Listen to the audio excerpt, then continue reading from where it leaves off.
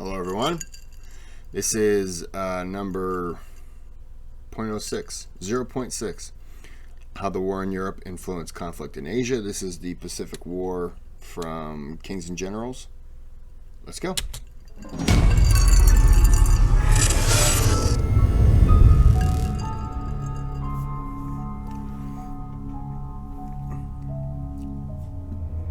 For 4 long years, Europe had been devastated during the First World War, leaving almost 30 million casualties, along with many more dying of famines and disease. As such, the world had suffered enough, so another major conflict like that one was strictly avoided by the main Western powers. But in the 30s, all of this would change with the rise of fascism and Nazism in Italy and Germany. Something that doesn't get talked about the First World War. There was a lot of killing. That was all I had to say.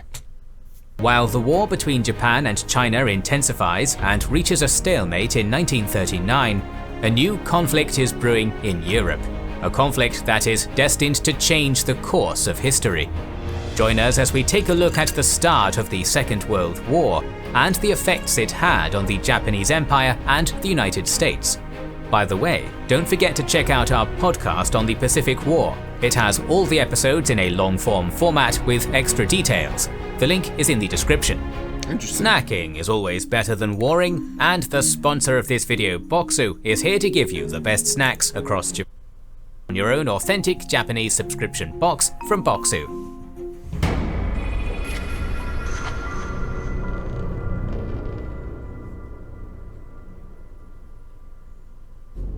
At the end of the Great War, the balance of power was drastically changed with the downfall of the German Empire and the rise of the United States as a world power.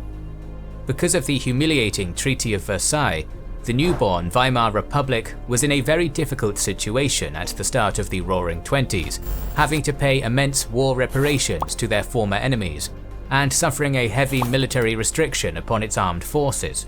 Both of these problems would then lead to hyperinflation and economic crisis, as well as a lack of unity and political extremism plaguing the nation. The Germans also lost a big portion of their homeland and all of its overseas territories, giving rise to a national sense of irredentism and revanchism, which would be key to the rise of ultranationalism in the country. I just want to say, I think that had the powers that be, when they were just after the war, World War I, when they were discussing the, I guess, reparations and stuff like that from Germany, I think had they been easier and not trying to punish them as much as, look, here's what you have to do. You have to do this. You have to do that. I think had it been a lot easier, because a lot of the countries there, obviously all the countries there suffered. But had they been easier, I don't think it would have. I'm not saying that the Nazis wouldn't have gained control, but I think that I don't know if they would have gotten the control that they had. It's an interesting topic, though, something to look into. If there's Kings and Generals want to make a video on that, I encourage you to, and whatever you say is obviously going to be correct. But I'm wondering if they were lighter on the war reparations and the restrictions and everything like that. I wonder if the Nazis would have been able to get a foothold in the country like they did. Interesting topic to me.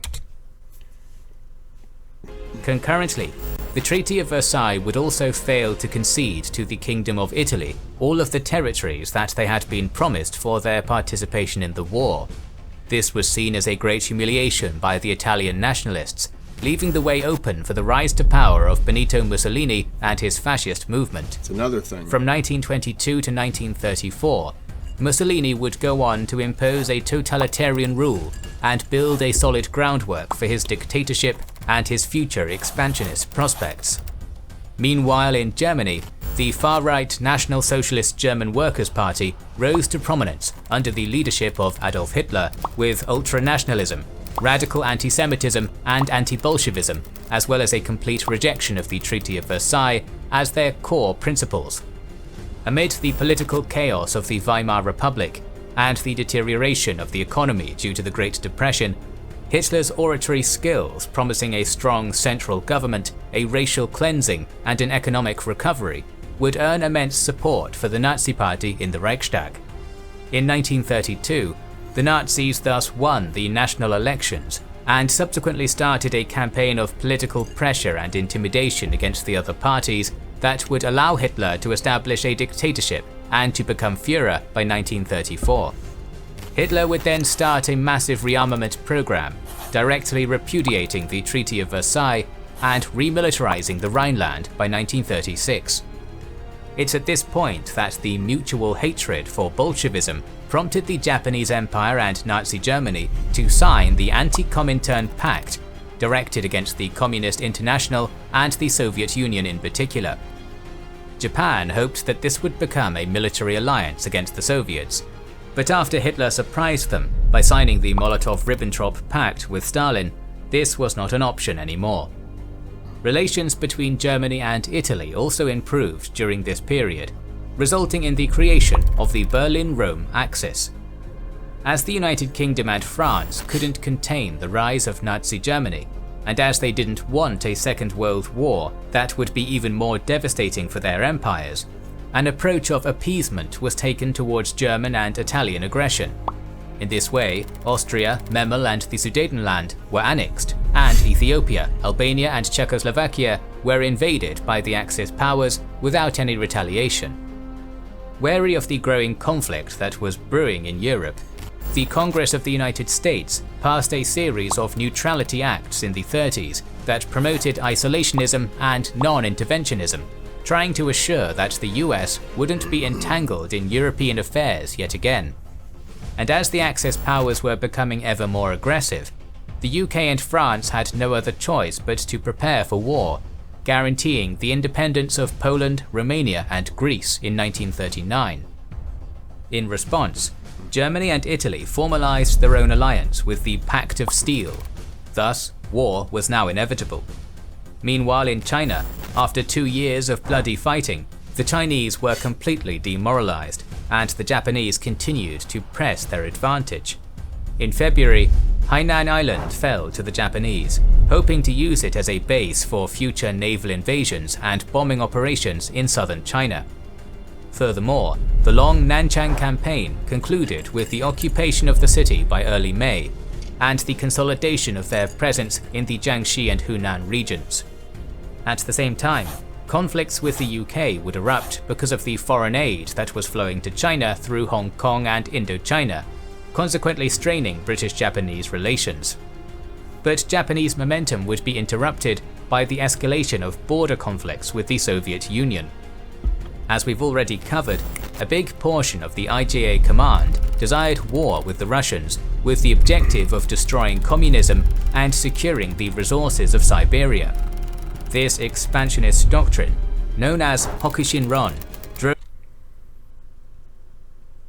the resources in Siberia?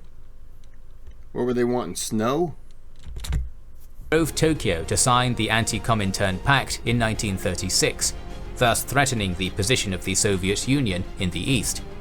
But while the Soviets continued to reinforce their Manchurian border due to the threat that was posed by the Japanese Empire, the Kwantung Army saw some of their most elite forces redirected to fight in the ongoing war with China, leaving them in a weaker state along the border. Already in 1938, the Japanese had been defeated at the Battle of Lake Khasan, and the humiliation of this defeat prompted them to intensify a border conflict with the Mongolian People's Republic, a puppet state under the Soviets. In the resulting Nomonhan incident, the Kwantung Army was defeated yet again, and the plans for a northward expansion were finally revised due to the Soviet strength in the region.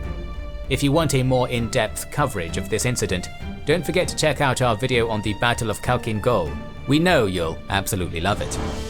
What is important from this battle is that the Hokushinron was finally dropped in favor of the Nanshinron, a doctrine backed by the IJN that sponsored a southward expansion into the rich and strategic regions of Southeast Asia and the Pacific Islands. Concurrently, the Japanese launched a new offensive, directed against the cities of Suishan and Shaoyang, after their successful capture of Wuhan. Although Shaoyang had been captured by early May, the NRA managed to stop the Japanese advance towards Suishan at the Tongbai mountain ranges. The success in the defense of Suishan gave confidence to the NRA to counterattack Shaoyang, expelling the Japanese divisions that held the town by the end of the month. Taking advantage of this successful defense and the Japanese difficulties at the Manchurian border, Chiang Kai-shek would continue to build up the military capabilities of the NRA army and would start to contemplate a possible major counteroffensive. Returning to Europe, the growing tensions between the Allies and the Axis would culminate on September 1st with the German invasion of Poland, triggering the start of the Second World War. On September 27th, Warsaw fell to the Germans, and the last elements of the Polish army surrendered by October 6th. The Germans would then occupy western and central Poland, preparing themselves for a general offensive against France, while the Soviets occupied eastern Poland, as per the agreement between Molotov and Ribbentrop.